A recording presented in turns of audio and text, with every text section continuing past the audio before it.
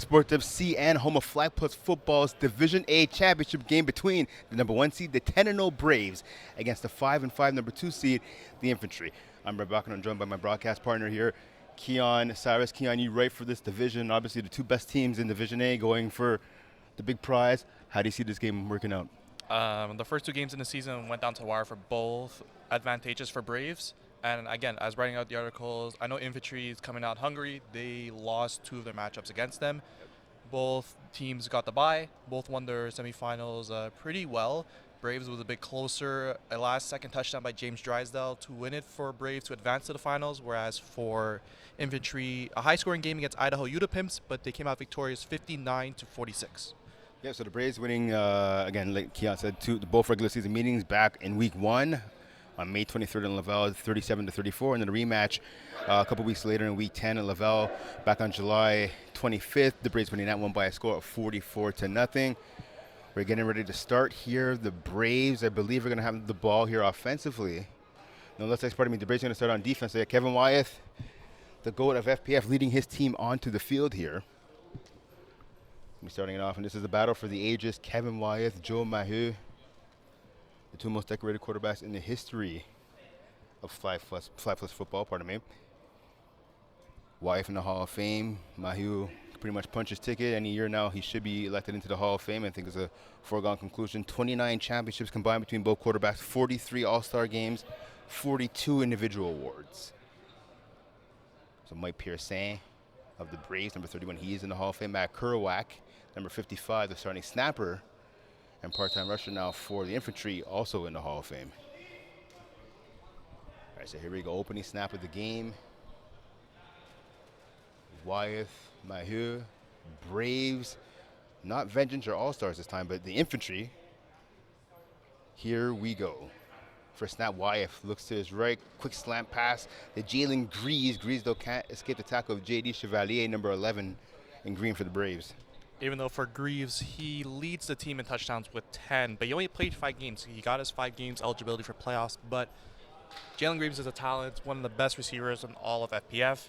So for Braves, that is someone that you should be watching every play, every time. And plus his connection with Kevin White has been great over the years that they've been playing together. So I expect Braves to kind of be watching that matchup up early. Greaves later on today will also be playing for the Division B championship with running once. Kerouac with the catch. He kind of gets tripped up there by Joe Maheu. Maheu now usually plays kind of that slash hybrid linebacker slash safety role for his defense. Might be early on, but Maheu does have the defensive IQ when he does play on defense with Braves. But maybe it's just a start, and then maybe as the game goes on, he'll perhaps just focus on playing quarterback. Now, Maheu actually a pretty solid defender throughout his career here in FPF. Maybe this game he will play some defense, but I mean we'll only play offense. But I've seen him play defense a lot over the years. We'll have to see what happens, obviously, for number 7 in green. So 3rd and 1 now, again in the men's division A. Same as the women's, all the women's divisions. There's only one first down. That is at midfield. And we see Rory Submergi in there with the grab, tackled by James Drysdale, but not before picking up the first down. So Submergi is able to keep this drive alive for his team. A gain of about 4, maybe 5 yards on the play. And again, they had a 3rd and short there, and the fact that they were able to get the first down and move up the chains a bit, that's kind of what you want to do in a 5v5. Again, getting the first down a bit. I think they're roughly around the 20-ish yard line or 19.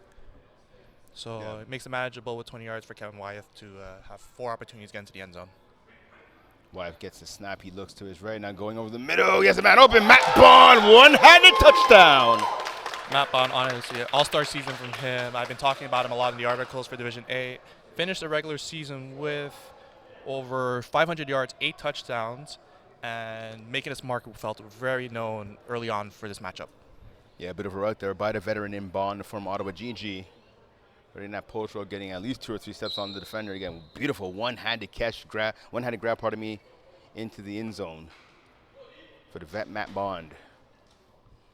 So early score here by the Infantry on the opening drive. 6-0 lead. They're going for, surprisingly, for a 1-point conversion here instead of the 2.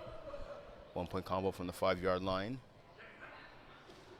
Wyeth gets the snap. He looks to his left, being flushed to the right. Throwing is picked off Phil Farron. He lets not to run it back.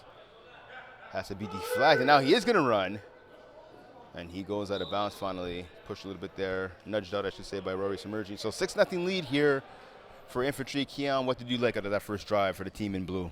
Calm and collected. Didn't have to go the extra mile to get the extra yards. Kevin Wythe has a plethora of receivers, really good hands with them, and finding Matt Bond for the end zone there.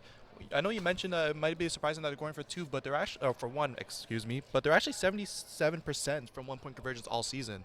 So maybe early on, until Braves eventually scores and goes for two, that could be something that could be watched out on later. The Braves looking to march the field right here. Chevalier gets the pass from Joe Mahieu, tackled there by Marc-Andre Lapointe, number 8 for the Infantry.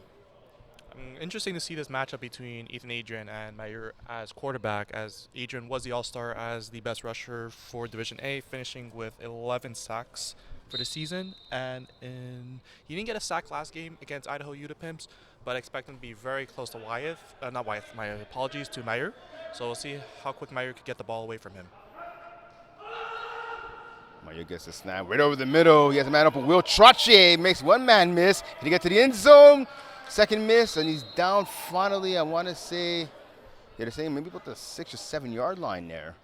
Thought it'd be a little closer than that, but nonetheless, big play there by Will Trottier, not only picking up the first down, but getting his team close to the red zone. Yeah, Adrian was maybe a half second too late for that sack, and again, when if it's a neck and neck, it always goes to the quarterback. And credits to Trottier for making the missed tackles there from the defenders of the Infantry. For Will Trottier, that's actually his first catch of the postseason. He had 17 receptions on 19 targets for 271 yards, 5 touchdowns in the regular season.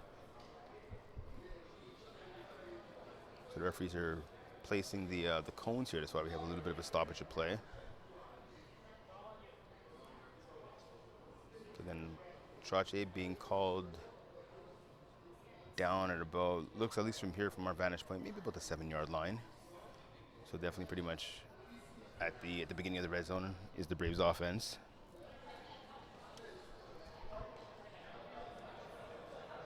In the last meeting, well, in both meetings combined, I should say the Braves were 11 for 12 in the red zone against the Infantry. I'm not sure what the stoppage and play is here. Again, I honestly think he got tackled a little closer to the end zone than that, but see head referee there, Leo Gervais. Well, Brent Young actually, pardon me, is the head referee. Leo Gervais is going over now. See if he's going to announce something. Maybe there's a challenge, perhaps? Wait, 15 minutes, 32 seconds remaining here in the first half. It's opening drive for the Braves in their offense. Again, trailing 6-0 after the TD by Matt Bond of the Infantry. Yeah, I'm not sure. There's 4 officials on the field for this game specifically, which definitely helps in terms of the eyes on the field. But right now, it could be a bit of ball placement, like you mentioned earlier, of where they're fitting it. It looks like the ball's placed on the 8 yard line, perhaps. So inside the own 10, you've mentioned how Braves were very efficient in the red zone against the Infantry in the past 2 matchups. So perhaps now, again, they get ball second half, as usual, as being the higher seed. But again, points are going to be scarce in this where you're going to have to score basically every possession. So let's see if the Braves can score on this possession right here. Again, as you're saying, Keone had a ball at about the 10 yard line now. Emil Chateauver comes over from the right to the left-hand side. 3 receivers rather to the left. Pass to the flat to Mike Pearson. He gets into the end zone. Oh, no, wait. You're saying, oh, he's down at the 1. So yeah, Charles Olivier Vachon, number 7 there. Good tackle by him at the top, just before the goal line. Yep, that was an indirect pick play actually by Gabriel Champagne there that allowed Pearson to actually get very close to the end zone, just a yard off.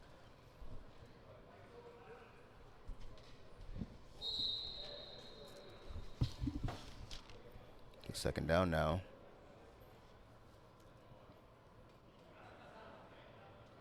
To the right side defenders, that appears to be, again, Charles Olivier Vachon. Wearing a different number today in Kwesi Gordon Mall as a slot defender. Right here gets a snap over the middle. He has a man open touchdown.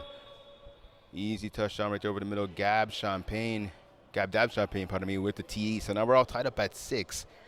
Just outside of 14 minutes remaining here in the first half. Yep, it was a simple out in there. And again, especially if you're playing lanes at that close to the yardages, as long as you have the space there, the ball is basically be pretty thrown into the end zone. So Champagne was very easily able to make that catch. So an extra point attempt. Now 2 point attempts here for the Braves, as per usual. And the Braves, Keon, obviously from you watching the games this season, from writing the articles, I mean, they drop 2 quarterbacks. Sometimes they drop 3. I'm not sure if I've seen them drop 4 yet. That would be stressful a lot if they were to drop 4. But again, their bread and butter with dropping at least multiple. So Chevalier, nice catch there by Troche. Troche tries to put the move on Adrian. He does pass up the middle. Oh no, Adrian with the sack there. Yep. So honestly, I felt that play was very defended well by the infantry, and even though the ball that was sent to Trottier was actually just barely off the ground, but Adrian was able to make the sack there to prevent the throw into the end zone for the 2-point convert. So second drive of the game now for the infantry. Again, they scored on their first. Touchdown by Matt Bond to open the scoring here in Broussard. About nearly 13 minutes remaining here in the first half. Again, some people will say this is the highlight of championship weekend, this game between the Braves and the infantry. Kerback with 55 with the snap to Wyeth.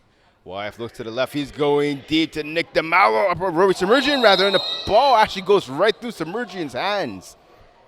Now, I'll tell you what, Keon, obviously, Submergian was doing that streak down the sideline. He had a step on, pardon me, in the middle of the field. He had a step on J.D. Chevalier. Looks like those Submergian kind of lost his footing there for a second. And when he kind of regained his balance, he wasn't sure where the ball was. Yeah, so I think, like you said, he had to step on it as pretty much running a streak or a seam. And, yeah, he did lose his footing there. Maybe the fact that Chevalier was right next to him that caused him to maybe stumble a little bit. But, yeah, that is a ball that Kevin Wyeth threw perfectly. Submergent, unfortunately, lost a step there, so wasn't able to get his feet onto it to catch the ball. Yeah, usually a ball he would catch for sure. He makes all sorts of catches, easy ones and tough ones. But, unfortunately for there, he couldn't come up with the grab. Wyeth now looks to the opposite side of the field. He has Greaves open. Oh, he breaks the Ferron tackle. Greaves goes in, and he scores an easy touchdown. Jalen Greaves making an impact early in this one. He gives his team the lead now, 12-6. No matter the division, tackling is key, and a simple, looked like there was a 5-yard hook there. A missed tackle, unfortunately, by the Braves defender in Phil Farran, who is known to make really good tackles and a lot of pass deflections for Braves on defense. But unfortunately, Greaves kept the play moving, evaded the tackle there, and an easy, long touchdown for him. Yeah, rare, extremely rare, actually, I should say. Mistake there by Phil Farran. Ferran's going to have to tackle a lot better than that when he plays for Team Canada in 2028. He's actually going to be the rusher for Team Canada. He's going to be on the team along with James Drysdale, J.D. Chevalier. Teammate, well, member of the Braves. Fortunately didn't qualify for the playoffs. Oh, pass goes off the hands of Greaves and out of bounds. A 1-point conversion, so it's a 12-6 lead here for the infantry. Guillaume Ballon, a former McGill Redbird, plays for the Braves. Again, didn't play enough games to qualify for the postseason, but he'll be going to LA as well with Team Canada and some members of the Braves.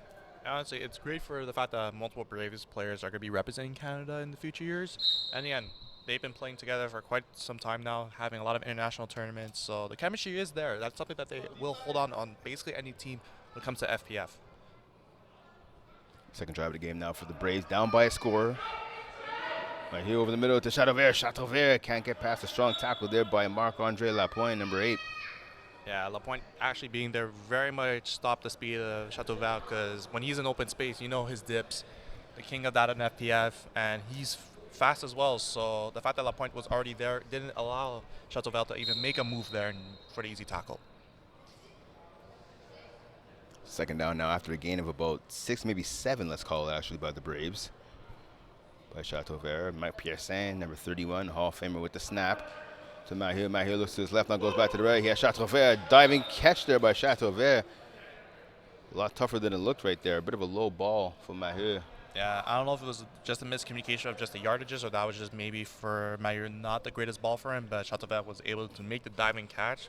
For him not being the tallest player on the field, but able to use his hands and dive there quickly for the catch. So the ball just before midfield. So it's about 3rd down and 2 right now, a long 2. The Braves have the option to go deep, but let's see if they go short and pick up the for sure first. And they're going deep. Trache, post row, touchdown! Will Trache getting open, and he ties this game up at 12 apiece. Yeah, it looked like a very simple, they dropped 2 in Greaves and Rory there, but James Drysdale ran a goal there, which allowed Trottier to get the open space off the post in the middle of the field. Yeah, good ball, good route right there, right down the middle, right down the heart of the infantry defense. Again, now 2-point combo attempt here by the Braves, looking to get a 2-point lead. It'll be their first lead of the game if they're successful. Yeah, with them going for two always, and again, they're going to drop multiple. There you have Trottier already lined up behind Mayer, so you already know at least someone else is probably going to drop as well. Chartier could drop, Dab Champagne could drop, Chevalier drops right there on the right-hand side. So 3 QB options right here. Chevalier fastball to the end zone, off the hands of Dab Champagne. Good coverage there by Quasi Gordon Mall. Yeah, no look there pass, but Quasi Guatemala was right there for the coverage there. It made it easy. Keep it at a 12-12 game where maybe down the line these conversions on both sides are going to be pivotal as neither team has hit any of their conversions yet.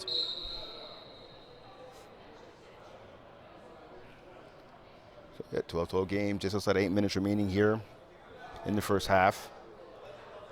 6v6 men's Division A championship. Number 1 seed, the Braves. Number 2 seed, Infantry. YF gets the snap. He looks to his left. He goes right to the sideline. Emergian with the catch. And wisely stops just before the first down. And we see in a lot of the 5v5 and obviously the men's Division A and the men's Division 1 in the winter, a lot of the players will do that. They'll get a big game, but they will either take a knee or run out of bounds or allow themselves to be tackled right before the first down marker at midfield. Yeah, exactly. Honestly, for the higher competitions at 5v5 flag, that's actually the smartest play you could do. Whether it's from a first down or an interception, you would want to stop at midfield because of the fact that you get the first down. You have 4 opportunities, but more than likely you get the first down, and at least within the goal line, you're going to be much closer for your goal to go play. So YF just emerging for the first down, a gain. Looks like about 5 right there. Yeah, exactly. Because again, if they got the first down there, then they would have been first and goal, but a long first and goal. Whereas now they got an extra few yards there where they can actually work with it more with Wyeth and company. So let's see if they're able to get a score and take the lead with under 7 minutes on the clock. Also, I wonder, you think perhaps maybe it's even a thing where you stop before the first down, so if you want to maybe take some deep shots, you can, at least maybe on first and second down as well. Yeah, exactly. It gives you more options in terms of what you can use in your playbook, and that's honestly the best thing you could do for a game like this. Well, to the left again, Matt Bond with the catch. Mike Pierce saying, unofficial referee in this game, like he is in most other games, coming to the sideline there saying that Bond stepped out of bounds. We can see on the replay here if that were to be true or not. So see there, 18 there, Bond. And that's a dangerous pass there by YF. Just got it there before the outstretched arm and hands there of James Dry. So, yeah, he did step it. Hey, so good call there by Mike Pierce. Yeah. So that ball actually should be about 3 yards back. Yeah, if the Braves are aware of that, they could challenge it, and they would win it in terms of the ball placement there. But maybe for them, it's not. Yeah, do you want to waste a challenge on 3 yards? Probably not. At least not this early in the game. Yeah. YF gets a snap here. Ball just outside the red zone to the 9-yard line. Pass. No one's going to catch that one way over the head of Jalen Greaves. And that's a good matchup I want to see here. Gabe Dab Champagne, number 14 there against Greaves. Both players are long, fast, and athletic right there. I have to imagine maybe we'll see a jump ball or so in one of the corners of the end zone. Yeah, both these athletes love to play the ball in the air. They're both quick. They're both physical. Gab Champagne more physical, I would say, than Greaves, but both love to deal with the ball in the air. So that's going to be an interesting matchup if we continue to see that throughout the game. It looks like they're not lined up directly in front of each other, but I would expect throughout the game that they're going to be shadowing each other at times. So right now, Phil Ferron, number 13, lined up in front of Greaves. Dab Champagne lined up in front of the much smaller Nick DeMallo. Nick DeMallo, one of the breakout stars here on the team. Pass to the back of the end zone. Oh, out of the reach of Bond. He was open. He had at least a step or two on Chevalier, but YF couldn't connect with him in the back of the end zone. It looks like maybe Wyeth sees something in the back of the end zone. It's not even their last drive. He's been trying to throw the ball in the back there. Hasn't been able to connect, whether it's from Greaves or Bond, except for that post touchdown earlier. So maybe it's something for Braves to kind of consider. Maybe they're attacking that spot because he sees as a weaker point. Maybe it allows for Ferrand or perhaps Mayer to even drop back a bit more, or even the communication from the outsides, like the slots or even the wide receivers. So you never know. We'll see with Wyeth what he does now if he still continues to attack the space in the middle. YF now looks to his left. Alarda in his face pass. Oh, almost. Oh, caught by Matt Bond. Wow, what a catch there by Bond. James Drysdale. I thought for sure he had picked off that ball. He's right in the face of Bond, but somehow Bond, the veteran, using his sure hands to secure the catch and the TD. Yeah, honestly, that looked like a James Drysdale, at least PD, and it looked like he even had a little bit of hands there, but Matt Bond using the grip there of his hands to catch that with perhaps a James Drysdale piece of that ball too. phenomenal catch right there by Bond.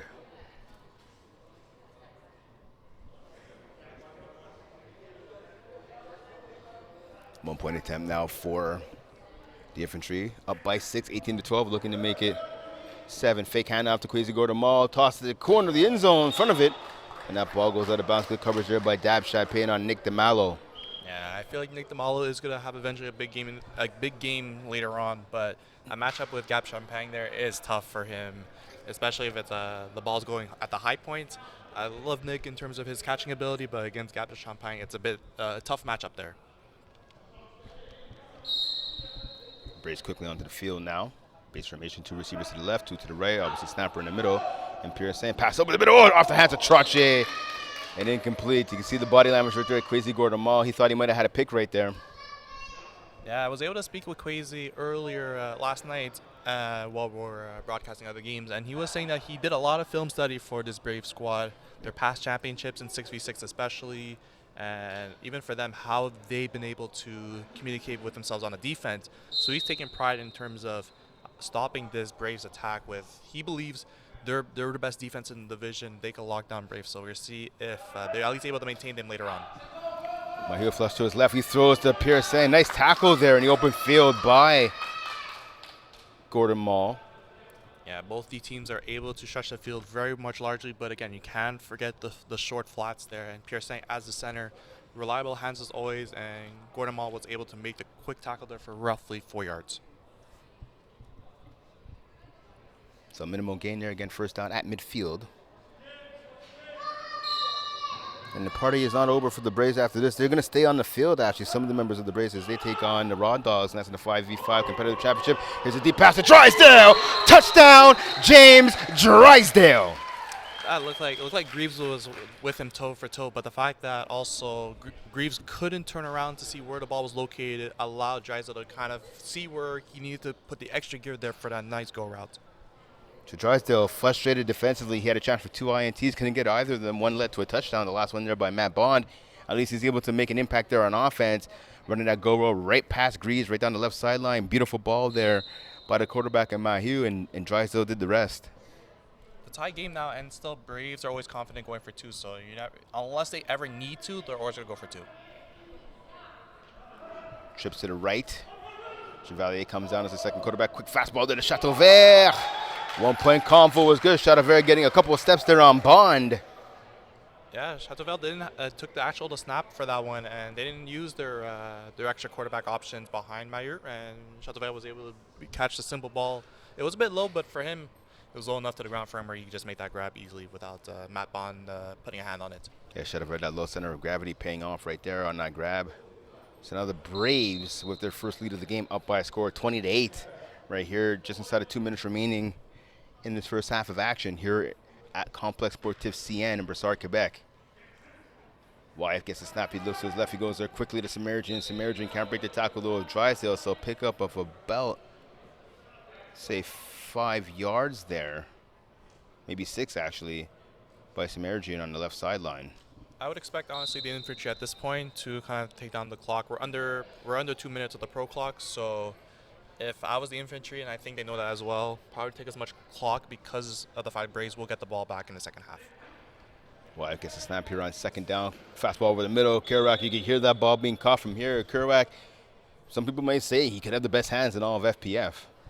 He does have them. Honestly, he might be underrated compared to, he's been in the league for quite some time, as you mentioned earlier, a Hall of Famer in his own right, and you have these up-and-coming stars, but you can't forget about those who have been playing FPF for a while, and he does have great hands there. Yeah, 2013 Hall of Famer, 14-time All-Star Matt Kerouac. And he gets his pass right here. I mean, he must have heard us calling his name. He gets the catch in the first down. Yeah, Isaiah Allard almost had the sack there, but he wasn't able to kind of deflag Kevin Wyatt. And that could have been a really big game changer, making it a tough fourth down there. But with Kerouac making the grab there, making it first and goal with under a minute left. Speaking of Hall of Famers, obviously Isaiah Allard won the 2022 inductee. It has to be frustrating for him, though. I mean, came so close to getting the sack, just couldn't get down wide. Pass to the right side, and DeMallo gets it, but he can't get it out of bounds. Yeah, the clock is running here. 40 seconds and counting remaining here in the first half. Nice catch, though, by Nick DeMallo, number 7, on the right sideline. They still have time on the clock. I know it's going under 30 seconds, but you have enough chance to get a play done and get out of bounds. And it doesn't look like Braves is fully set. No, now they are. So we'll see what they come up with. Wyeth looking to his right, now to his left. Smart throwaway there by Kevin Wyeth. He was pressured. Alarda, number 27, the big man there, coming right down the gut. So again, they're gonna have 2 plays at least with 20 seconds left. They don't have to rush it, honestly. If they get a catch inbounds, it's fine because it's gonna be 4th down anyway. So you could just take the last shot in the end zone before half, and you don't want to give Braves any seconds, even if it's 1 second on the clock. You don't want to give Braves any time on the clock to score.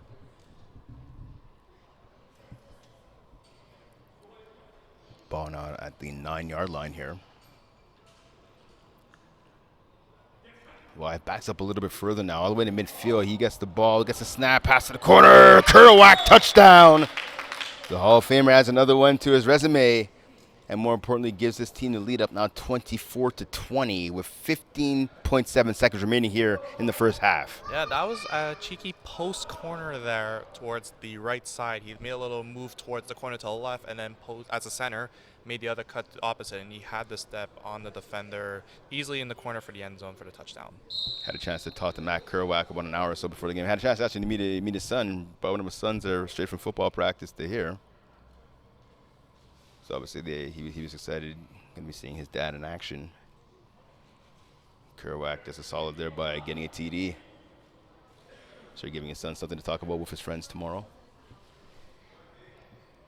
So 2-point convo attempt here. 24-20 lead for the Infantry, looking to make it 26-20, trips to the left. Wyeth gets a snap. He looks to the left. Back of the end zone is picked off by Drysdale. He's tackled low by Semerjian and Kerouac. So 24-20 is the lead now. 15 seconds on the clock.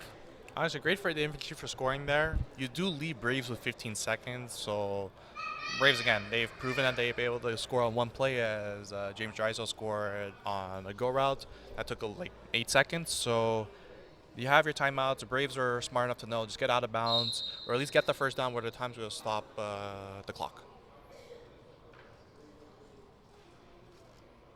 So if you're the Braves, are you trying to cut the field in half with about more or less 16 seconds left, or are you going for broke right now? Are you trying to hit the end zone? I break down the field in half. They could, if they see an opening to go straight through, they could, but we'll see what they come up with now. So yeah, he's going deep. Dap Champagne open. Touchdown, Braves! That was miscommunication there for the Infantry, as Gap Champagne was wide open for days there. Yeah, he was open. He could have made a sandwich. Could have cut a drink from the fridge. Oh, you're right. Broken coverage right there, indeed, right down the heart of the Infantry defense. And I'll tell you what, Keon, that's the second big touchdown down the middle. First it was Trottier. He was pretty much wide open, and then Dab Champagne. So maybe that's something that Kwesi Gordon-Mall, you see there in your picture on the screen, number 5, is going to have to go over and talk about with his defense during the halftime break. Yeah, 100%. That is something where it's happened twice now that they've got beaten over top in the middle. And especially, you should know the clock there, and I know the Infantry does, but something miscommunication-wise definitely happened to allow that. Pass intended for Shadow Vert. I mean, technically, they still have the running into the current penalty, but I guess it's not being called right there. And that's definitely a case where maybe it should have been Shadow Vert taking out the official as well. And Shadow Vert doing a solid, coming over, making sure the official's okay. So 26-24 lead right now for the Braves. 9.7 seconds remaining here in the first half. I mean, it took Braves, 6 seconds to score off of that? So, I mean, for 5, really, to be honest. Yeah, so the Infantry could actually get the same concept where they could kind of get into the middle of the field and they get the first down regardless. They're going to get 2 plays left unless Wyeth holds the ball, which I know he is more than smart enough and capable to either throw the ball out or at least get something out of it so he could get 2 plays and shrink the field. But again, as we saw with Mayer throwing the ball for a full field touchdown, we never know. Wyeth gets the ball. He's going deep to the left. The Vachon, and that pass just goes out of bounds. Good coverage there by James Drysdale, especially making sure not to get a flag. Yeah, that was perfect coverage there. You could tell from the bench from Braves that they were happy that no penalty was called there. It was perfect defense there. Basically, 5 seconds left for the Infantry. Again, it's a bit risky if you want to go out to the sideline. You could, but you just have to make sure, again, it's a quick out there because Braves are more than likely are playing back. So it depends if Wyeth wants to go out of bounds to get an extra maybe 6-7 yards of cushion, or he's going to go straight to the end zone. But he has the arm for it too. So we wonder what he's going to go up with next. So Braves playing back. Final play here. 4 seconds remaining. 4 defenders already in the end zone. Quick pass over the middle to Kerouac. Can he get the first down? He can. But time has expired, so this will be the final play of the first half as Ferran tackles Kerouac, and that'll do it. 26-24 lead for the Braves here at the break. Entertaining first half, to say the least, here at the Complex Sportive CN. Keon, what are your thoughts about this entertaining first half? It wasn't everything I expected. A high-scoring half. The total is at 50 at this point. So again, both offenses are electric. That's been throughout the whole season. So I would expect second half to be the same thing. Unfortunately for the Infantry, Braves were able to get that last half touchdown at that point. So that might be a difference maker at that point. But again, it's still anyone's game. Braves do come up with the ball. So again, if Braves scores on this possession in the second half, conversion is going to be key. Are they going to go for one now? Because then they'll be up by 8. So we saw in the last couple minutes, right? The Braves getting a big touchdown, the Infantry, I should say, getting a big touchdown to get the momentum and take the lead. And about 10 seconds left right in the first half. You figure, okay, they'll go into the first half, they'll get the lead, they have some momentum, like I said. And then that big touchdown down the middle to Gabe Dab Champagne, wide open. I mean, how much momentum does that take away from the Infantry? It does. It takes a lot of momentum, but for the Infantry, they have to stay composed, which, again, these are high-pressured athletes that have been playing in these championship games for many seasons now, a lot of these guys. So, again, just staying composed, yes, it was kind of a big momentum swing for Braves, especially for getting the ball back in the second half, but staying composed and look, you get a stop, we're back in business again. So there's still 20 minutes left of flag football to be played. So far, I mean, looking at the first half, some of the top performers, obviously James Drysdale making amends that he gave up a touchdown, gave up a couple of completions in coverage, which is a rarity for him. So better close to the first half. Matt Bond, though, 2 TDs in the regular season against the Braves. 2 TDs already so far in this first half tonight. If you can, let's talk about the impact of Matt Bond. Matt Bond's been having an impact for the Infantry all season, especially, as you mentioned, 2 touchdowns in 2 games against Braves, and already 2 tonight, 2 this afternoon. So that is something for Braves to keep an eye on, especially the fact that his first one was over the middle, and that's something where Kevin Wythe has been picking on, especially when it's been 15 to 10 yards, 15 yards or less to work with.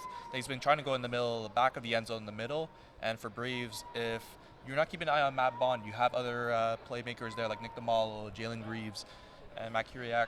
You have to kind of decide which one of those guys are you like focus on a bit more, and Matt Bond's making it difficult for them right now. And I mentioned his name a few seconds ago, pardon me, James Drysdale, right? Again, he atoned for his performance, at least in the first half defensively. He has that one big touchdown, that nice, beautiful straight down the left sideline. But how surprised are you that Drysdale, again, only 1 catch so far at the half? Very surprised, actually, as he's been the focal point, especially with the departure of Jeremy Murphy. Drysdale's been taking a step, being the wide receiver on one for this Braves offense. So the fact that only 1 catch, yes, it was a 45-yard touchdown, not really looked at as much. It's been working for Braves because they've been scoring, but I would expect that, especially when it comes to even converts, Drysdale's been very efficient in the end zone for converts. So he hasn't really been targeted there as one. Hasn't been targeted much outside of that. So especially for Drysdale, he needs the ball in his hands, whether it's go routes or just like any comebacks or whatnot. So I expect in the second half, especially if the Braves score, that he's going to play more of an impact towards this down the line. All right, so in Division A, obviously 7 All-Stars named in total. 2 for the Braves renamed and 3 for the Infantry. So if you want to do the quick math, 5 out of the 7 All-Stars belong to players on these 2 teams. Looking at it, obviously QB of the Year, Joe Maher. 2A Player of the Year, James Drysdale. Matt Bond, Kevin Wyeth, and Ethan Adrian also being named All-Stars. Like I said, 5 out of the 7 All-Stars in this division went between the Braves and the Infantry. The other 2 All-Stars, if you're wondering who they are, from Idaho U, the Pimps Receiver of the Year, Felix Boutin, and Defensive Player of the Year, Mendel Joseph of the Party Crashers. Obviously, watching both of those guys play, I'm sure you would agree that those 2 players, and Boutin and Joseph, were pretty much deserving of the awards that they received. 100%. And with this in Division A, the plethora of the best men's athletes in FPF. So again, it's tough to make the All-Star down to 7 players, but the 7 players between the 2 teams of Infantry and Braves and Boutin, as well as Mendel Joseph, very much deserving as well. There are other candidates, but those, I would say 7 stood out very deeply to make those All-Star selections. And so Braves, of course, the home team, so they got to choose whether they wanted the ball, pardon me, to start the game or to start the second half, and obviously they chose for the latter, so they start the second half with the ball here. Mahia looks to his left, not to the right. Ground ball there, way out of the reach of Mike Pearson. Bit of a throwaway there by Mahia. He was being hounded by number 88, Ethan Adrian. It looks like there is a conversation with a ref over there with Vachon, perhaps with, I don't know if there was contact there or whatnot. Even Mayer was trying to talk to a referee as well. There's something that we probably didn't see on the initial replay.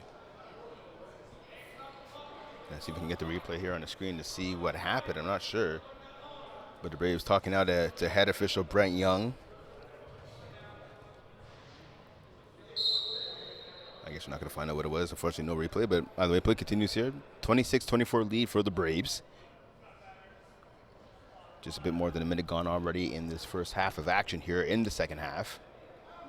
Pearson, number 31 with the snap. Drysdale and Trache to the left. Chevalier and Chataver to the right. Pass to Pearson. The snapper tackle right away, though, by Submergian. Again, it was a quick out by Pearson, but Submergian was there to make it a 4-yard pickup. Yep. That makes it 3rd and long again. Something for Infantry where if they get a stop here, that is the momentum change that they might need for this game for them to actually take the lead back in the second half. Like I said earlier, the Infantry punched the ticket to the finals. They knocked off the number 3 seed Idaho Ute Pimps 59-46, and then the Braves beating the number 5 seed the Party Crashers 38-36. The Braves defense in that game was on fire. Chance going deep to the sideline. Drysdale with the catch. Vachon with the tackle. Rather say, pardon me, the Infantry defense actually was on fire as they intercepted Brady Hannessian 4 times in their semifinal victory over, once again, Idaho Ute Pimps. Yeah, a high-scoring game as Idaho Ute Pimps is being known as an offensive team, but the Infantry just had a lot of stops defensively. 2 pick sixes in that game as well.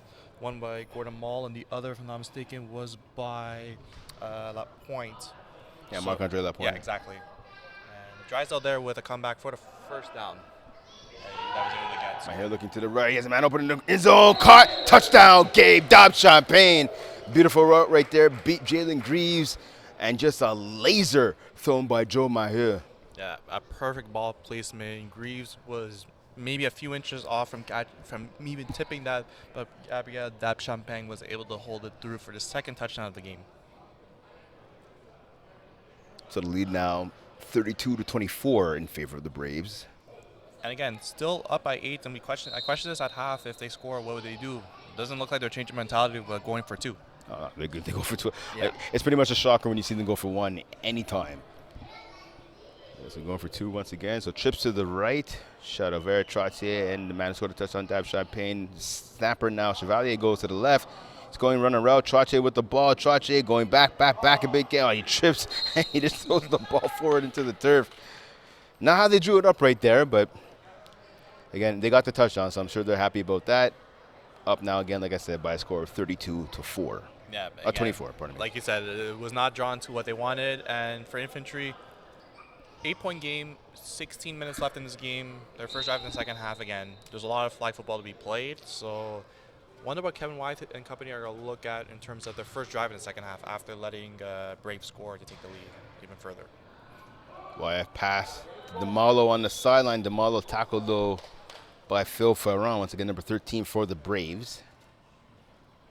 Yeah, Nick DeMalo, especially last game in the playoffs, he played really well. Ended up with, if I'm not mistaken, he led the game in receptions with over 100 yards, or just under 100 yards, with I think 1 touchdown as well in that. So Wyeth waiting to get the ball. The ball at his own 7-yard line. He gets a snap from Kerouac. Wyeth going deep to Kwesi Gordon-Mall. Oh, and that pass almost intercepted by J.D. Chevalier. He got his hands on it, but couldn't squeeze it. Yeah, I don't know if it was either the route from Kwesi Gordon-Mall was a bit too long, as it looked like it was a post there. But Chevalier was there playing offense there, but unfortunately wasn't able to make the grab, as it he dropped it and it was incomplete.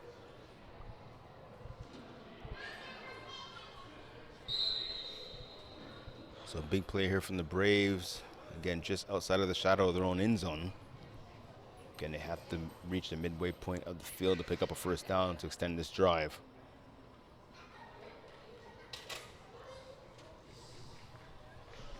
Third down here. Wyeth gets the snap. He looks to his left. There's a man over the middle. There's Greaves. Greaves with the catch. He's tackled by Chevalier, I believe. I think he just got enough for the first time. I'm going to find out where Leo Gervais puts the markers. Yeah, so they're giving him the first down. Yeah, Chevalier was there initially where I think if as soon as Greaves made the catch, he deflagged him, it would have been fourth and short, but Greaves was able to evade the few seconds that Chevalier was trying to locate his flags and get the first. So new set of downs here for the infantry offense. Kerouac snapping the ball. Wife gets it, he goes to his left. He has Kerouac open, he hits him. So good centers like that, good snappers, they pretty much operate in most offenses like a tight end, and that's what Kerouac is right now. Obviously, later in his career, he doesn't have the speed that he used to have, and he'll be the first one to say that. I had him on the podcast this week on Fly Plus Football's First and Goal podcast with Crazy Gordon Mall and myself, and he said, I'm not as fast as I used to be. That's also why you don't see him rushing as much, although he did say when we were talking to him that he wants to come in and rush for at least a little bit because he says, according to him, he lives rent-free in Joe Mahia's head. That might be something that maybe down the line that they might have to try out, but I don't know if Ethan Adrian will let up his opportunity to be the rusher for the infantry. We'll see, though. That'll be a cool comparison to see which rusher will be affecting him. Samaritan with the catch right there, tackled, I should say, rather, by Drysdale. Yeah, I think he was saying if he can get in, just get a couple of plays. He doesn't want to rush, obviously, all game, but if he can get in there and get a couple of plays. I mean, because as fast as Adrian is, correct, it does have a bit more size and obviously a lot more experience rushing the quarterback. Exactly, and that thing, as much as speed does play a factor as being a rusher, because it really does, but again, as an experienced rusher as Kuriak might be, that might be advantageous for the infantry, especially in certain high pressure moments down the line of this game. The ball at the 2-yard line now for the infantry. Let's see if they can punch it in here.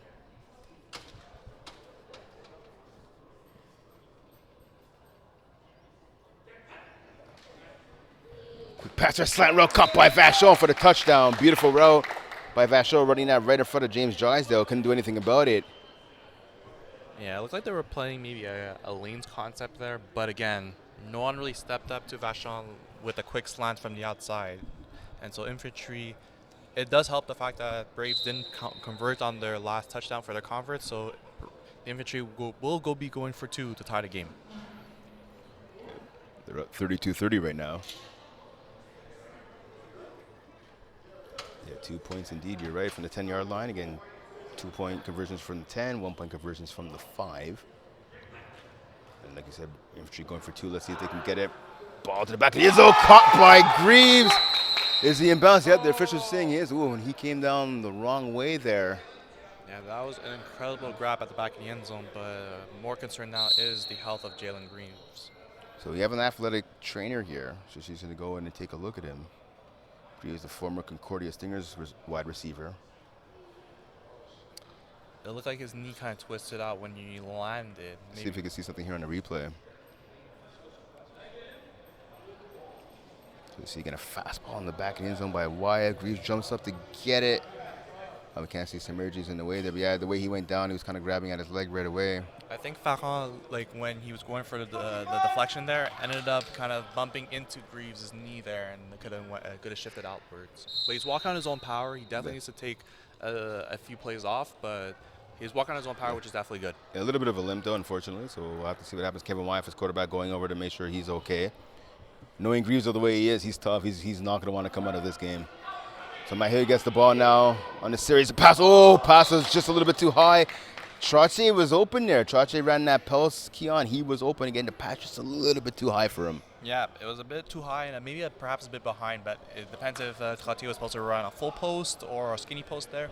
But again, like we've talked about earlier, the middle of the field is still being wide open for Braves to inflict damage on. So I don't know if Kwesi Gordamal has been talking to his guys about covering the middle a bit more or whatnot, because clearly Braves sees that as an opportunity. And also with Greaves being out, right? He plays defense quite a bit for this team as well, right? So he's being replaced. And Adrian almost got the sack right there. Yeah, again, they always give it to quarterback preference, but Adrian feels like he got the sack there. On the replay, we could see if maybe it was much closer than the refs called it. So here we go. See, obviously, he can get the sack. Adrian going from his left to his right. Yeah, it looks like the ball might have maybe by half a second there got off of the quarterback's hand there. But again, like you said, tie usually goes to the offensive player, in this case, obviously the quarterback. And now Greaves, so he's come back into the game. Yeah, but he only needed one play off, so we'll see how it's likely to affect him, especially if he has to go deep. Yep, Nick DeBallo coming out. Second quarterback now is Trache. Trache, oh, he avoids a sack. Would have been a safety. Pass, oh, knocked down by Marc-Antoine Lapointe. Great play right there by the veteran Lapointe. He was basically covering two receivers, James Drysdale and J.D. Chevalier. Good coverage right there by Lapointe. Yeah, I don't know if that was the ball to be thrown. Yes, Trottier was able to evade the rusher there, but again, Vachon was right there in between two guys, and that should have been an interception. Luckily for Braves, they got really bailed out there. Because the thing is, if that was an interception, Infantry comes back and potentially take the lead. So Braves gets another shot to get the first. The Braves, 3 times in their history, they've gone perfect. They've completed the perfect season, looking to make it a fourth here. Again, this game is tied up at 32-32. You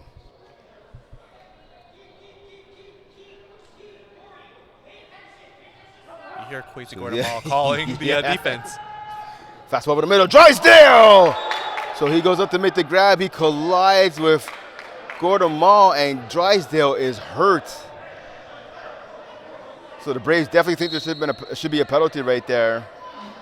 It's tough there because Guatemala is very adamant that he made the right play there. But the thing is, it looked like he was already set there. That could be why there's no penalty. So let's look at the replay right here, right? So again, we see Mahil get the ball, shot over the middle. Looks like it might have been tipped, actually. So, yeah, see, that's the thing. So Guatemala's already there, right? He does have a right to go to the ball. He doesn't go through the receiver to get the ball. It's more Drysdale kind of jumping. I guess why the flag wasn't thrown is Drysdale jumps up, and he kind of initiates the contact with Guatemala.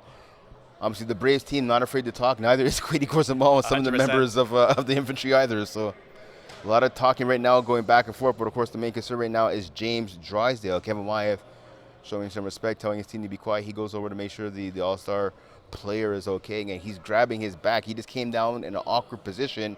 Again, his lower body, his midsection, I should say, specifically his back, making contact with Guatemala. Yeah, so it looked like initially that Guatemala was actually go up for it, but once he saw Drysdale in the air, he kind of just stood his ground there, and then unfortunately, because Guatemala was already there, Drysdale had no really place to land there. Even if he did catch the ball, he was going to land basically on Guatemala there. We see some members of FPF, obviously the CEO, Jeff Rosenblatt, Commissioner Ben McMahon on the field, Felix Clermont, a friend and usual teammate as well of Drysdale, going to make sure he's okay. Again, a lot of people would say the best player in FPF. As yeah, Drysdale is up, thankfully, walking for a little bit of a limp. Not sure if he's going to be able to continue here, but at least, again, appears to be, he's banged up, obviously, but again, it looked at least initially a lot worse than what it is. He's going to make his way to the sideline. Maybe he just needs to catch his breath for a second and take a break, get some water. Yeah, it looks like a lower back injury, but the fact that he's able to walk off on his own power, it just depends on if he's able to get his football movements, like a leg jog afterwards. We're going to see how it impacts him if he's to come back with less than 9 minutes left in this contest. And so that actually results in a turnover on downs, right? So now the Braves, the infantry rather, they have the ball. Going to start with it at their own 5-yard line. Yeah, I think the Braves are trying to see if this is maybe worthy of a challenge, perhaps. As I see Mike Pierce saying, just trying to see if he has access to a replay. But I don't think they call a timeout yet to officially make an official challenge. I don't think you can challenge that either, by the way, because I mean it's not a challenge of whether he caught the ball or not. I mean they're challenging whether it's unnecessary roughness penalty, perhaps. Yeah, but I don't see if it, like you said, I don't think it is much that he could really challenge for. Yeah, I mean again, so in Drysdale's defense, so you see actually Quasi Guatemala is the one that initiates the contact, but it looks like he's trying to grab the flag. Drysdale jumps, and in midair again, Quasi's trying to deflag a receiver. He thinks he's going to catch the ball, but he does make contact, unfortunately, with the back of Drysdale. Yeah, and it looks like they are having an official up at the booth kind of reviewing the play altogether, so maybe that could be something with the unnecessary roughness that they're looking at. Yes, Walter Berry, one of the head officials in all of Canada right now in the booth. Had a chance to chat with him at the McGill-Sherbrooke game on Friday night. He was working that game, keeping an eye on his officials. Leo Gervais being one of them, who's on the field right now as well. Brent Young was there too. Yeah, these referees always working hard with between the university, the flag, and then College, as well, everything. Yep. gotta give the refs more credit. There's only so many refs who could ref so many flag and tackle football across the city and the outskirts of Montreal. Yeah, challenge obviously this weekend, right, for university opening and a lot of college games and that as well, right? Getting officials and quality officials, right, to come out for this weekend. I mean, yesterday there's a lot of games going on. Like I said, Friday night there's games going on today too. So credit to Leo Gervais, who's the head assigner here, but making sure that he's available today and getting some officials as well. So again, we see Drysdale's on the bench. He's sitting down, but he's talking to the trainer. He is clutching his back though right now. So I mean, I don't want to make any assumptions, but I mean, I'd be surprised to see him come back in this one. Yeah, honestly, for as much as an athlete James Drysdale is it worth it? I know it's a championship game, but it is something that your health becomes more important at the end of the day. And Drysdale has a lot of flag football left at high competition, and it hurts to be an athlete at his caliber to leave a game like this. But again, you have to take your health more.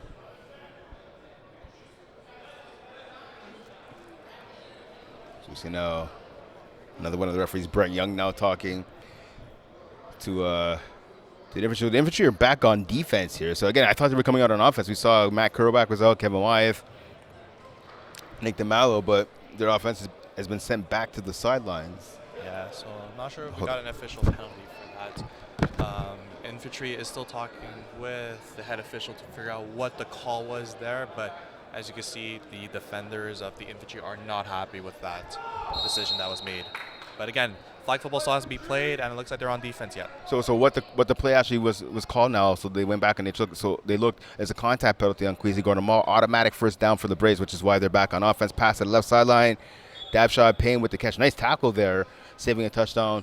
Was number 5 Kwesi Gordon-Mall. So again, Drysdale was made contact with. The contact penalty was called on Gordon-Mall. Again, that's why the offense for the Braves, the team in green, is back on the field and marching. Yeah, and with Gab Champagne getting the first down there, maybe this could be a time for the Braves. The fact that for the Infantry, all the emotions are right up from that one play. So maybe they could capitalize and take the lead with around 8 minutes left on the clock. And the two meetings this regular season, the Braves were the team that's penalized more, 3 penalties to only 1 for the Infantry. But again, a big penalty right there by Kwesi Gordon-Mall. At the midway point of the second half, Pierce with the catch. One dip move, gets past one defender, but tackled there by Greaves. Actually, no, Kwesi Gordon-Mall got the tackle. Yeah, with the first dip there, Kwesi Gordon-Mall was able to make the tackle there. But yeah, I think Kwesi now, especially with that play, he's gonna play a bit more amped up than we usually do. Even though he's normally amped up when he plays, especially on defense. So I expect he's gonna be even more vocal and more active in terms of his defensive play. Yeah, I mean, he's the play caller of that defense, and he is not afraid, like we said earlier, right? He's not afraid to get vocal and let a team know what's going on, especially when they're not doing what he wants or expects them to do. And now we see Matt Kerouac at rusher now, so that we got what we were talking about. Kerouac on the rush, coming down the middle. Oh, pass it. He gets the pass deflection. Oh, it might be rusher interference, though. So Trottier, I believe, or Pierce, see on the replay, got a piece of Kerouac there. Yeah, it looked like Kerouac had to kind of rotate his body there, and also credits to Kerouac for actually still playing with the play and getting that big pass deflection there. Yes, there's rusher interference on Mike Pierce. So Pierce went up in a straight line. Kerouac, again, he was 1 yard off. As long as the rusher is 1 yard off to the left or to the right, he has that rusher protection. The snapper or any receivers can make contact with him, and they also can't get in his way, and that's what Pierce did right there. Hence the 5 yard penalty going against the Braves. So the veteran at rusher is already making an impact.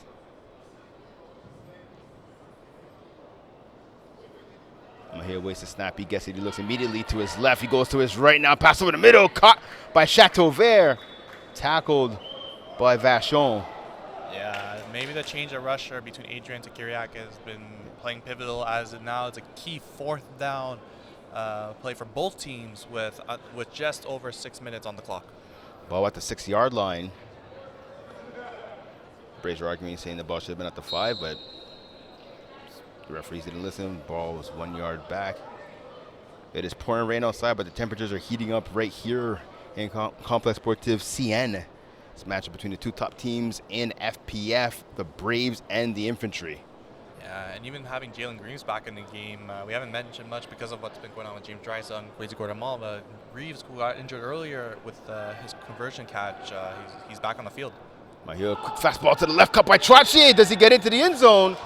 He does. Touchdown, Braves. That was very close, but dipping was Trottier there and reaching at the same time to take the 6-point lead for Braves. That was much needed considering everything that just happened the past maybe 2 minutes of the action here in Brossard. 38-32 lead for the team in green. 5:15 encounter remaining here in the contest. Big touchdown by Will Trottier. Yeah, now without James Drysdale, perhaps more than likely for the rest of the game, especially on these converts. I know Drysdale has been looked at much during the converts, but again, who's going to be the main target now? I would assume Gab Champagne is going to be someone to be looked at, but again, all these talented Braves receivers, even Meyer, when he drops back, he might go for a run there after making the next pass. Could be open. Trottier to the left, Chevalier to the right. You're right, Mahia was looking to play the receiving role right here, and that's picked up by Vachon, pass intended for Dab Champagne. So 38-32 lead for the Braves over the Infantry. 4.5 minutes and counting remaining here in the contest. Yeah, Pearson was open there initially, but again, it was just a bit too much time by number 11, Jean-Daniel Chevalier, to make that throw. And Vachon was able to make the interception there to keep the game at a 6-point lead for Braves. So you mentioned obviously most likely know James Drysdale the rest of this contest. Jeremy Murphy as well, right? The former Winnipeg Blue Bomber CFL champion, former Concordia Stinger as well, not in the lineup. He had 15 TDs in the regular season, tying Drysdale, for the lead for touchdowns for the Braves. Not playing enough games though to qualify for the postseason. As Murphy catch there by Semerjian on the sideline, tackle by Chevalier. Yeah, with Murphy, it is a big loss because he had 15 touchdowns and he only played 4 games. So if only he played perhaps a few more, some of the awards could have been towards him. And the Braves went undefeated without him. The Braves are still a stacked team without Murphy. But again, you take away a talented receiver like that and a two-way all-star in his own right there, it does make it a bit almost sense that Braves are a bit more vulnerable as they have been winning a lot of games that they've been undefeated, but a lot of close games that they've been part of. That might be something that is a bit worrisome, especially through crunch time, but this is where Braves feed off, playing in the clutch moments. White gets a snap. Speaking of clutch, he tries to be clutch, hits Vachon on the left sideline. Tackle by Chevalier, but Vachon picks up the first down. Yeah, it almost looked like Chevalier was actually letting him get the first there because it didn't look like he was trying to flag him. He was trying to actually force him to get the first and tackle him right at the 24-yard line, which, again, for a defender, that's perfect because now it's first and goal at the 24. Maybe Vachon should have stopped at the 26-yard line to get the chance to go 1 yard short and make your goal to go much closer to work with. Yeah, going back again to the point on Jeremy Murphy, him and his brother Joshua Murphy, part of LeBron Tourage. They're going to be playing for the Division C championship a little later today. That one's going to kick off tonight at 10 p.m. as they take on LeBron Tourage number 2 seed. They take on the number 1 seed, Les Petits Carats, for the Division C championship. Wyatt gets the snap here again, fresh at the downs. He's going to the end zone. Samaritan, that's way out of bounds over everybody's head. Yeah, perfect coverage all around. And again, Wyatt threw it where he felt that maybe Submergent could get it, but again, Gab Champagne there and just over his head to incomplete. Again, no interceptions. You don't want to give that off or a chance for any Braves player to pick it off. So if you're getting touchdowns or completions or incompletes when it's necessary, then it's well worked for the Infantry. Yeah, watching these two teams to treat, obviously, these teams are like pretty much mirror images of each other. There's championships, there's all-stars, individual awards littered throughout both lineups. They have speed, they have size, they have ball hawk, intelligence, and obviously they're not lacking execution, as we see right now. The Infantry rather trying to execute from midfield. Pass to Kerouac, he makes the grab, tackled by Mahir. Mahir lays a little bit of a shoulder in there. Obviously, there's always friendly trash talk between Mahir and Kerouac. Yeah, I think we just also got the whistle for the pro clock under 2 minutes, so this could be a bit of a chess match. There's still too much time where the Infantry was able to kind of run out the clock and score, so Braves are definitely more than likely to get the ball back. But again, more importantly for the Infantry to score and convert on their convert if they do to take the lead. So ball now at about let's call it the 12-yard line here.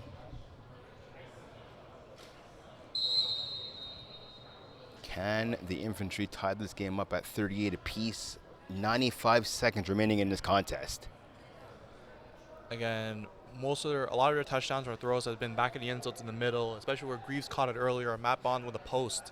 So is that somewhere where Kevin Wythe is going to look at the back of the end zone and in the middle of the field, as they're only roughly 12 yards away? Well, fastball up the middle, caught, touchdown, Greaves. Clearly his knee is completely fine now. It maybe be hurting on the inside, but the adrenaline, Jalen Greaves finding a skinny post there. But again, the middle of the field at the back of the end zone has been open for the Infantry all game long. Jalen Greaves, another score in this contest, tying this game up at 38-38. 91 seconds now remaining in the contest. To a pro clock. Yeah, with the Infantry going for one smart play. Again, as I mentioned earlier, there are 76.9% completion success rate on the 1-point conversions. They haven't been as successful in the playoffs, especially towards this game, too much so compared to their actual season average. But again, the most pivotal conversion of the season up to now. Going for one here from the 5. Wyeth gets the snap. He looks to his left. Now over the middle. Yes, Kerouac with the catch. 1-point conversion's good. Infantry with the lead, 39-38. Great hands up by Kerouac, honestly, to make the grab there in contention. I think it was Phil Varan that was right next to him as well. So great hands up by Kerouac for holding it. He basically has a center, ran and out to the left and then right back to the right. Right in the little gap there for like potentially the lanes compilation that Braves were playing there on defense. And out of the over 100 quarterbacks here in FPF, both male and female, I think it's safe to say Kevin Wyeth still throws the hardest ball. Yeah, I've heard certain receivers say that, so I would be able to agree with that. Pierce saying with the catch, with the minimal gain tackle by Submerge. I know Kevin Wyeth's broken a couple of fingers. And if I had a chance to play with Kevin Wyeth when he was playing tackle, we both played for the Strategy Raiders. I think my rookie year, I want to say was his last year, or maybe, no, I played 2 years with him, so my apologies. My rookie year was his second to last year, and I played fullback. I caught a pass from Kevin Wyeth. He was nice, though. He took a little bit off the fastball. He threw me right in the chest. I got it, though. I caught it and actually picked up a first down. I was all proud of myself. I get back to the sideline. He's like, yeah, you ran the wrong route, but good job there making the catch and the run. Again, as him throwing the ball again as a quarterback, if you're fullback or any of your pass catchers not catching the right routes, he's definitely gonna say it. Yeah, Trache catch right there on the left side, tackled by Marc-Antoine Lapointe, but the clock runs here. But the Braves are well aware that the clock is running. They want to kill the clock and make sure that the Infantry do not get back the football here. Kwesi Gordon and his defense, they have to make a stop with the championship on the line. A little surprising. So Gabe Dab-Champagne on the left-hand side there. Pardon me, I thought he wasn't on the field there for a second. Catch by Chevalier. Gets out of balance, but not before being tackled by Submergent. But I think you're saying, yeah, he got the first down, so that's why the clock is stopping. If there's any team to learn how to control the clock in these high-pressure situations, it's Brave. They've proved it time and time again throughout the season and the several championships they've won in 6v6 and 5v5.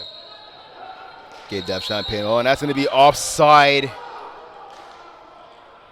Should be offside against the Braves. Or not sure what the call is going to be, though. I think it was on Trottier, if I'm not mistaken, and maybe we'll get a replay to kind of confirm that. You see here on the replay. See who was a guilty party here. Oh no, it was Gab Champagne. Yeah, Gab Champagne, yeah. And Dab Champagne, former teammate of Kevin Wyeth. He played with Kevin Wyeth in the All-Stars last year in Division 1. Yeah, so again, unfortunate that happened, but honestly gives Braves a chance to kind of regroup. If I'm not mistaken, just to confirm, that's a loss of down, right? Or in 5v5? Or just... Oh, it's a 6-on-6, right? Oh, yeah, 6v6. My apologies. No, so usually just a 5-yard penalty. Oh, yeah, strip. That's a penalty against Les Braves, the Braves, if you will. So 24.2 seconds remaining.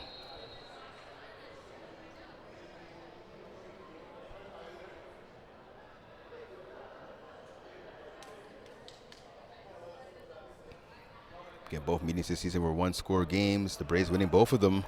Can they make it? Third time the charm here. Let's find out. Dab-Champagne breaks the tackle by Lapointe. Tackled though by Vachon. Flag on the play though. It's going to be holding against Lapointe. We saw Lapointe miss the first tackle attempt. Tried to make it the second time, but he ended up grabbing the jersey of Dab-Champagne. So an extra 5 yards are being added on after the catch by Dab-Champagne, number 14 for the Braves. There we see the tug right there on the jersey. Yeah, Yeah, it's not something you want to do in this. There was less than 24 seconds left on the clock. And again, you missed a flag, but adding 5 yards more doesn't help your case, especially on defense, makes it tougher. But again, a little change at rusher. It's back to Ethan Adrian. Well, nope, they switched it back to Matt Kuriak, I think. Yeah, I think Kerouac. Because it looked like it was just Yeah, it is Adrian. Kerouac. Yeah, because Adrian took the last, just took the last snap as rusher. So Kuriak is back on the field. So maybe again, mind games for Jonathan Mayer. And right now, it looks like Captain Roy Submergent and Kevin Wythe are talking to the refs about something. So I'm not sure what the discussion is. I think that was a pretty clear holding. Or maybe are they going to challenge something? Maybe they thought it wasn't a holding or whatnot.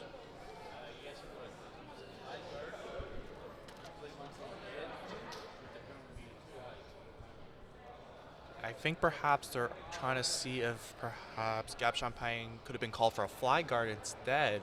So I think it looks like there has been a timeout called from the infantry to review the fact if he flag guarded, which caused Vachon to actually get the holding penalty there. Oh, that point. Or that point.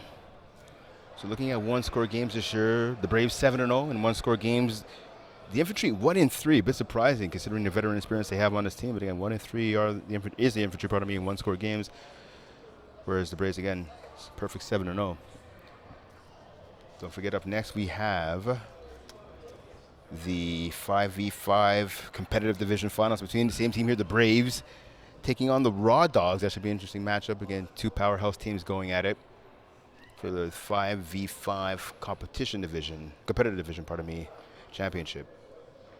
I don't know if that is considered a flag guard because of the fact that it looks like Lapointe has the fronts of the shirt of Champagne there rather than like the side. If it was the side, I could maybe make an argument, but it looks like the fronts of the jersey is being pulled, which again, your flags are not going to be right in front of you there. There you go.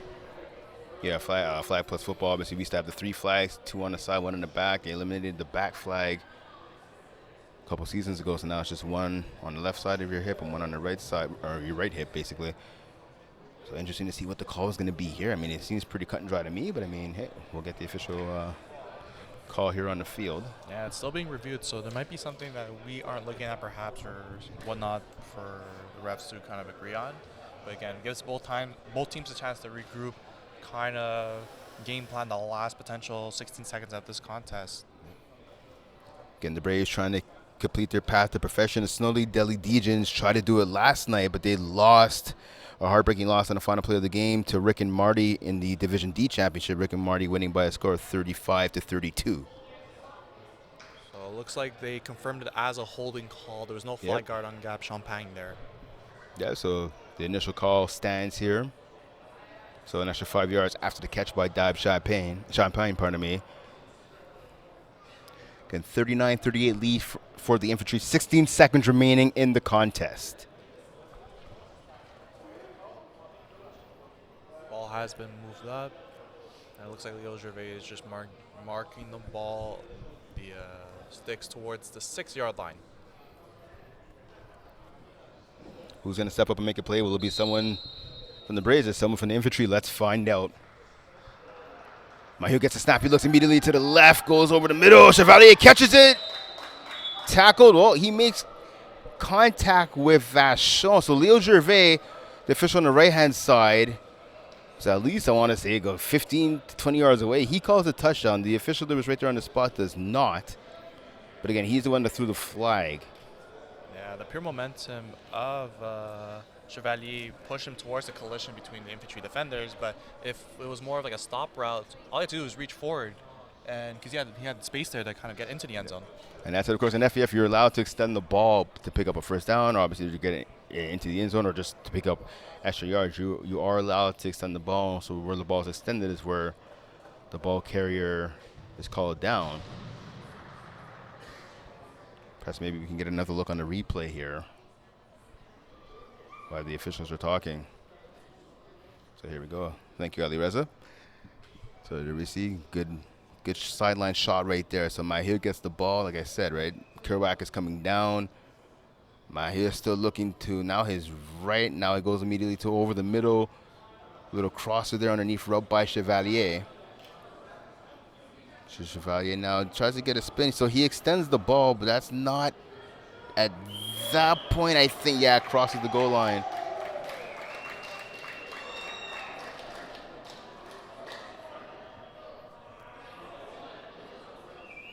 I mean, he gets tackled again. You see Leo Gervais right there, the referee in your picture. He calls it a touchdown. Yeah, exactly. So looks like the infantry isn't happy with the decision made regardless. I don't know. I did see a flag being thrown, but I don't know if they picked it up or whatnot.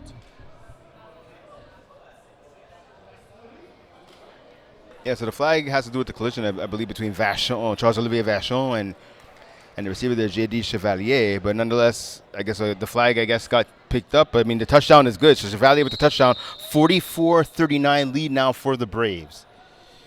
And again, going for 2, if I'm not mistaken, which, again, bread and butter for Braves. Like you said earlier, they never go for 1, basically. So. Yep. Well, a 5-point lead right now. So, I mean, you may as well try to go for 2, right? You make it 7, then you have to put pressure on your opponents. They have to get the touchdown and a conversion to tie the game up. Chips to the left. Chevalier drops down. Back in the end zone. Gap shot. He went up there with one hand. Couldn't squeeze it, though. You got to use 2 in that instance. That would have been a highlight, not just of the night, but perhaps of the whole season if he would have been able to make that catch. But he couldn't. So, again, 5-point lead here for the Braves. 9.3 seconds remaining on the clock. Yeah, a one-handed grab. A catch that Gab Champagne has definitely made before. It's been on the highlights of Instagram before in the States, making that. So, unfortunately, wasn't able to come down with it. It's a big thing because 5-point game now. So Infantry, if they do score, they win. Practically, they win. No, they do win. Yeah. They do win with the amount of time on the clock. So unfortunately, that depending on what the Infantry does now, like for Braves, again keeping them in bounds. I think they're adding a bit of time on the clock. Yeah. So now from 9 seconds it goes to 11.3. So 2.3 seconds added to the clock. I'll tell you who probably would have made that catch in the back of the end zone. James Drysdale. He made a ton of one-handed catches. Yes, 100%. I know AJ Gomez is somewhere at home watching this thing. I would have made that catch for sure. Shout out to AJ. All right, so here we go. Ball at the 5-yard line for the Infantry. Wyeth is going to have to move fast. Pass. It is picked off. Phil Ferrand, and this game is over. Wow. With how great the Infantry has been playing all game, miscommunication there between either Nick DeMalo or Jalen Greaves. It might have been DeMalo of what Kevin Wyeth was looking for, but for the Infantry, unfortunately, Phil Ferrand makes the play when it matters most with the interception, giving the Braves a perfect season in Division A. So the excellence of Kevin Wyeth, that is not the way you want to see him end the season. That's definitely not the way he wants to end the season either. Not on the same page as his receiver. And it comes back to burn the Infantry. The Braves are your Division A champs with a 44-39 victory over the Infantry. And I'll tell you what, this game was a treat to call. Keon, we saw big plays, we saw touchdowns. Unfortunately, we saw a couple of injuries. Jalen Greaves obviously being injured. Unfortunately, James Drysdale, arguably the best player on this Braves team, being lost to injury, couldn't come back in the game due to a back injury. So at least he could take some happiness in the fact that his team, despite losing him, at least still won the championship. But again, a fantastic game between arguably the 2 best teams here in FPF. 100%. With these 2 teams playing at the highest level of FPF, both having players and playing different tournaments across Canada and in the States, a game where it came down to the wire. The Infantry had a chance to win the game with 9 seconds or 11 seconds on the clock, and unfortunately, they weren't able to get the job done. Again, miscommunication on the final pass by Kevin Wyeth, and that's the thing. You could play almost near perfect offensively for a whole game, but one play, if you don't have your the same communication as receiver to quarterback, unfortunately, it didn't work out for the Infantry, where Phil Ferrand made the interception to ice the game for another Braves championship. And so mistakes and penalties basically costing the Infantry here. We saw again that big contact penalty against Kwesi Gordon-Mall. Then again, we saw the mistake at the end, coming back again, the incomplete pass. Well, the interception, I should say, made by Phil Ferrand. Just again, miscommunication between Kevin Wyeth and his receivers. How much do you want to say, or how much of a role do you think the mistakes by the Infantry played in this contest? It definitely did play a role, but again, Braves have been in a lot of close contests throughout the season, a lot of very close games. And again, at the end of the day, they always find a way to pull out a victory. At this point, how many times can you maybe say it's the other team that lost it rather than the Braves won it? Because the Braves have proved consistently all season long, finishing the season at 12-0, just winning these close games. So there's only so much we can really say about, Braves got lucky out of this one because these close games. They keep proving it, and an undefeated season isn't easy, even for a talented squad like the Braves team. And so obviously this latest chapter between Kevin Wyeth and Joe Maher. This round goes obviously to Joe Maher, so another championship under his belt. When you look at the Mount Rushmore of quarterbacks, obviously both those guys are on it at the top of the list. Would you perhaps say maybe Maher has squeezed ahead of Wyeth, or do you still think Wyeth's the GOAT in FBF? I think for me personally, I would have Wyeth still as a GOAT because it comes for me all around collective accolades. But again, it depends how you look at it. If you're looking at current base, Maher obviously has the better team with the Braves. He's won more consistently as of late. So it really depends on how you view what the GOAT of the Mount Rushmore of quarterbacks is. If you're looking more towards all collective awards and whatnot, Maher doesn't have that yet. He could maybe surpass that, but it's hard because Wyeth has been a focal point in flag since the early mid 2000s. So it really depends on what you look at it. All right, so just waiting. Obviously, FBF CEO Jeff Rosenblatt making his way onto the field here. He's going to present the championship trophy to the Braves and the MVP trophy as well. Quick, Keon, who's your pick for MVP? It's tough. I might have to go with Gab Champagne or maybe perhaps it's hard to go against Phil Farhan, but I would say Gab Champagne. All right, so we're going to find out in about 5 seconds here to see who will be the MVP again. Congratulations to the Braves, a big championship victory, 44-39 over the Infantry. Let's throw it down to Jeff Rosenblatt. All right, down to field level with the Division A champs, the Braves. Captain Joe, get over here. Yeah. All right, Joe, we've been here before. I always ask you the same question. We're going to try and mix it up a little bit. If you had to pick one guy on your team that you could do without. No, I'm just kidding. One guy on your team that just makes you feel so confident when you go out there that you're going to take care of business. Which guy would it be if you had to say one right now? I couldn't name every guy on this roster. Every guy is accountable on this roster. I would say JD Chevalier. He's one of my go-to guy on offense. He's calling the defense. Great guy both ways of the football. So, but I couldn't name all of these guys. So yeah, JD. Okay, we're going to go with JD for this one. Guy that's been in the league for a while, handsome guy, one of my boys, and MVP of this game. We're sticking with Joe Maher for this one for a nice game. So, Joe, one more question. We could have given the MVP to a few guys because a lot of people had a great game, but, you know, you played really solid, no picks, a lot of completions, some big completions on some big downs when you needed it. Any extra motivation when you're playing against, let's say, Kevin, who's obviously one of the best flag football guys we've ever played? How does it feel?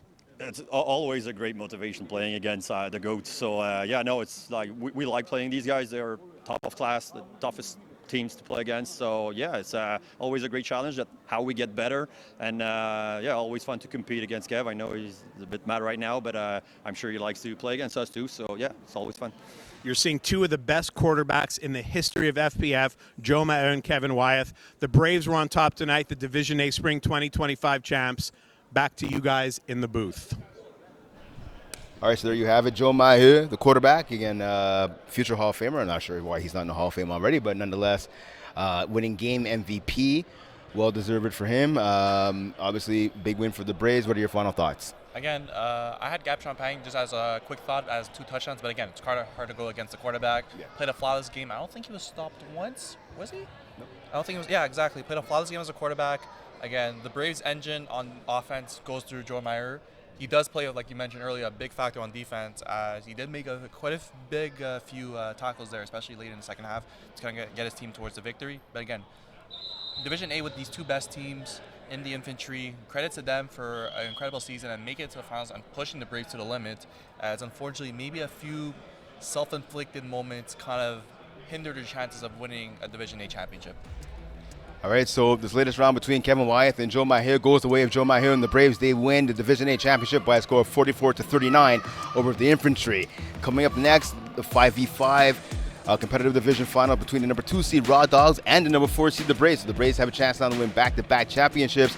James Drysdale availability, we're not sure what's going to happen. Again, he came out of that first game.